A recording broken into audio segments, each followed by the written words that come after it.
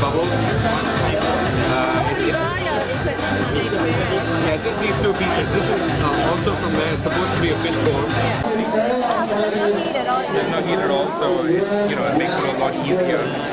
There's no hot water involved. All you need is to drop the cold water very slowly and very carefully. So what this does is measures it out, so you're seeing one drop at around 1 second.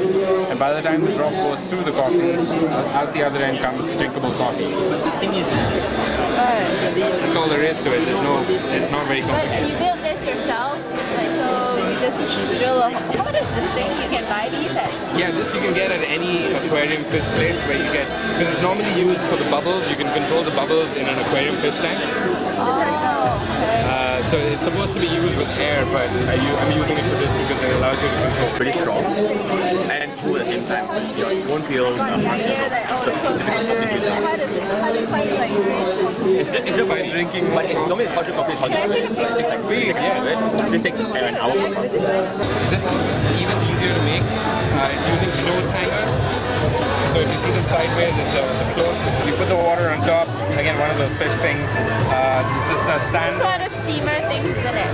Yeah, it's a pot stand. Right, yeah. It's quite strong, so If you like the coffee, don't worry. it's just a sip. So it should be fine. How long would it take to... Just use cold water to... Yeah. Try it, it's amazing. And then later you just add other stuff. Yeah, you can try it with milk.